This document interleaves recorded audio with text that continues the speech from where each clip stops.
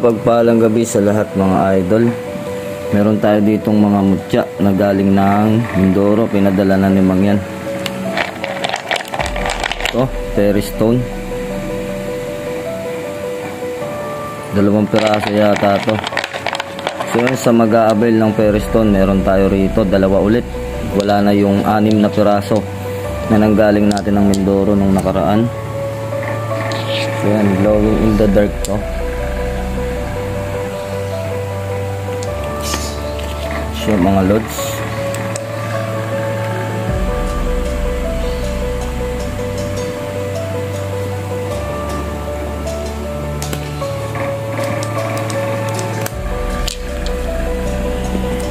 so naliwanag siya sa dilim.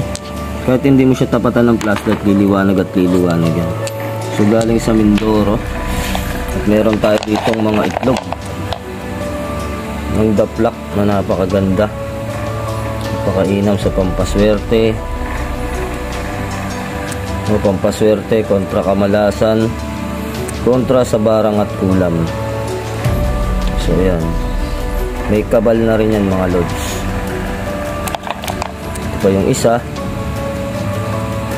napakaganda. Screenshot nyo na lang mga lods kung kursunada nyo, para siyang may hulma. Ito pa, crystallize. Napakaganda talaga. Napakarami. Meron pang malaki. So yan, pang collection, tsaka pang bahay. Pwede nating ilagay din sa tindahan sa pampaswerte tsaka protection. Dami sila. May mga pula-pula pa. Meron din puti. Ito talabong. Tignan talabong. Ito yung mutya ng langgam sa loob ng bato. Ayan, ilang piraso lang yung nandito ng mutya ng langgam. So naging fossilized na yung mutya ng langgam yung mga lods sa loob ng bato.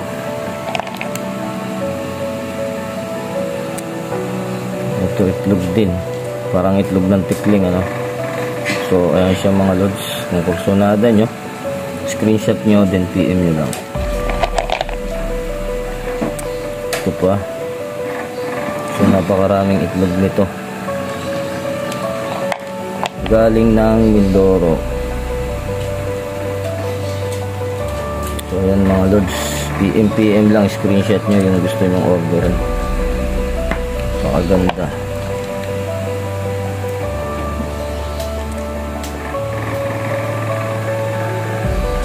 Itlog ng langgam. Parang punso yung itsura niya. So ito yung itlog ng langgam dyan, nasa loob. Fossilized na. Yung itlog ng reyna ng langgam na tinatawag. At yung ating tinatawag na bulik na omo. 1 piraso lang ito mga lods. Walang kasama. Mainam to sa lampasan, sa mga walang sitahan, kasi meron siyang rounds, no? Pagka mga ganyan na mga bilugan na parang infinity stone kung tawagin nila, yung mga bilog na ganyan na disenyo, yan ay nagagamit sa walang sita. So omo na bulik din, pero maganda ng kulay niya, parang medyo green. Kakaiba tong isa na to, tong isang omo na to. At suso, susong pilipit na naging bato. So napakarami.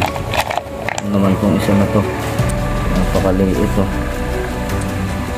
Ito yung sinasabi ni Mang yan na ano, mutya ng isda sa swerte, sa sugal. So nag-iisa lang to, yung mutya ng isda na sinasabi ni Mang yan. Ito pala yung nahanap ko kanina, akala ko nawala sa plastic. Mga bagong dating yan. Itlog ng talabong din mga lods, kulay puti.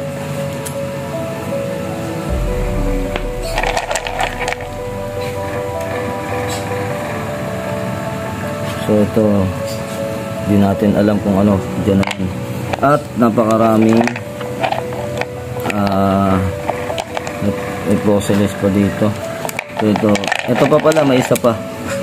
May isa pang bulik na bato omo. So maliit lang, ang sarap dalhin. Pwedeng ipalaman sa bao. At napakaraming bato omo. May bato omong bulik na naman isa. Ito maganda. Akin na lang. So sa akin na lang tong isa na to. Bato omo na bulik.